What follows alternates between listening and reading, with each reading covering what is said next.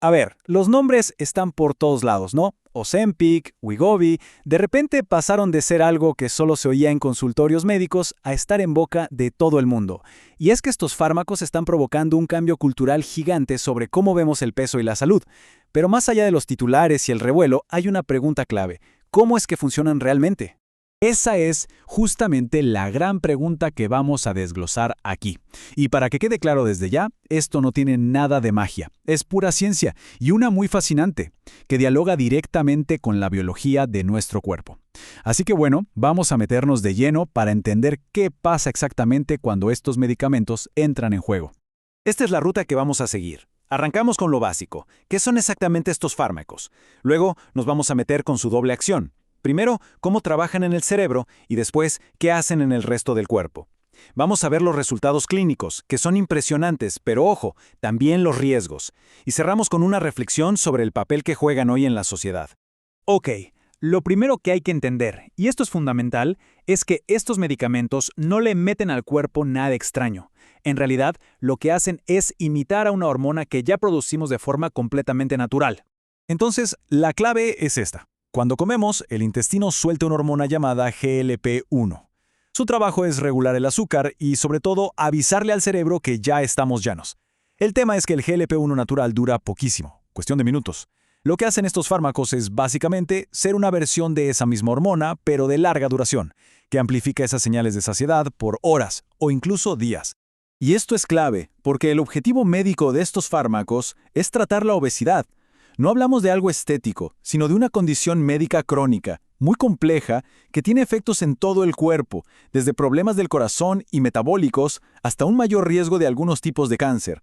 Entender este contexto es vital para saber por qué se crearon. Ahora sí, entramos a la primera gran revelación de cómo funcionan. Porque aunque sus efectos se sienten en todo el cuerpo, el verdadero centro de mando, la acción principal, ocurre en un solo lugar, el cerebro. Miren, este esquema muestra perfecto lo complejo que es el sistema. El GLP-1 es como un mensajero que viaja del intestino al cerebro y los mensajes que lleva cambian de raíz nuestra relación con la comida. Y no es un tema de fuerza de voluntad, es biología pura. Estos fármacos le hablan directamente a esos circuitos biológicos. El efecto más potente, el más directo, es que quitan el apetito. Y lo logran, por así decirlo, hackeando las vías de comunicación que usa el cerebro para decidir cuándo, qué y cuánto queremos comer.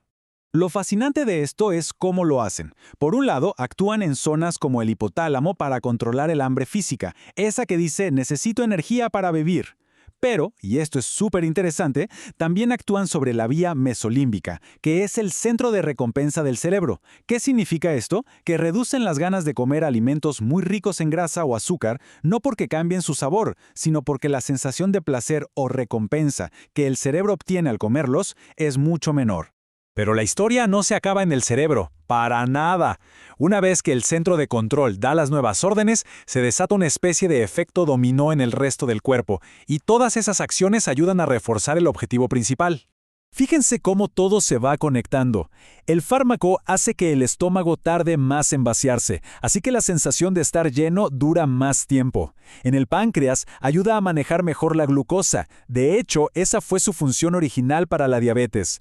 Además, le baja el volumen a la grelina, la famosa hormona del hambre, e incluso ayuda a que el tejido graso funcione mejor. Es como un ataque coordinado desde varios frentes. Bueno, ya vimos la ciencia detrás. Ahora, veamos qué significa esto en el mundo real, en la práctica.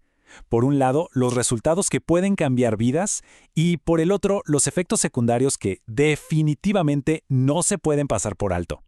Este número es impresionante. Una pérdida de peso promedio de casi el 18%. Estamos hablando de una eficacia que antes solo se veía con la cirugía bariátrica. Esto, sin duda, cambia las reglas del juego en el tratamiento de la obesidad con medicamentos. Pero claro, esa eficacia tan alta tiene su costo. La gran mayoría de las personas que los usan sienten efectos secundarios gastrointestinales, náuseas, diarrea, vómitos. Generalmente son peores al principio y luego bajan, pero pueden llegar a ser tan molestos que un número importante de gente decide dejar el tratamiento. Y una de las razones por las que estos efectos son tan comunes en el tratamiento para la obesidad es bastante sencilla. las dosis son más altas. Para lograr esa pérdida de peso tan significativa, se necesita más medicamento que para controlar la diabetes tipo 2, y a dosis más altas, pues efectos secundarios más frecuentes e intensos. Es una relación directa. Y más allá de las náuseas y la diarrea, hay que hablar de riesgos que, si bien son mucho menos comunes, son graves. Los estudios muestran un aumento real del riesgo de pancreatitis, de obstrucción intestinal y de gastroparesia, que es como una parálisis del estómago. No es que le vaya a pasar a todo el mundo, ni mucho menos, pero son posibilidades reales que deben estar sobre la mesa en cualquier conversación médica. Esta cita, la verdad, da en el clavo. Para una persona con complicaciones serias de salud por la diabetes o la obesidad, los beneficios de estos fármacos probablemente superen por mucho los riesgos. Pero esa balanza, ese cálculo de riesgo-beneficio, cambia por completo si el motivo para usarlos se aleja de una necesidad médica clara. Y todo esto nos lleva a la reflexión final, porque estos fármacos son increíblemente potentes, son una verdadera arma de doble filo que nos obliga, como sociedad, a hacernos preguntas muy importantes. El primer punto clave que hay que tener clarísimo, no son una cura, son un tratamiento crónico. Los estudios lo demuestran sin lugar a dudas. Cuando se deja de tomar el medicamento, el cuerpo tiende a recuperar buena parte del peso perdido. ¿Por qué?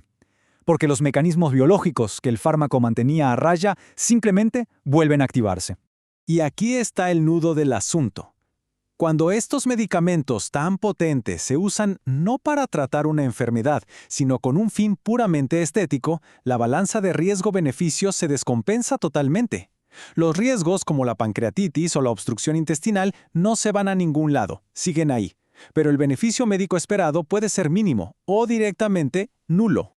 Así que cerramos con esa pregunta en el aire. ¿Estamos frente a una herramienta médica vital para quienes de verdad la necesitan?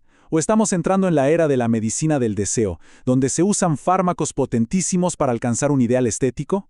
No hay una respuesta fácil, por supuesto, pero es la conversación que sin duda tenemos que empezar a tener mientras esta revolución científica sigue cambiando nuestro mundo.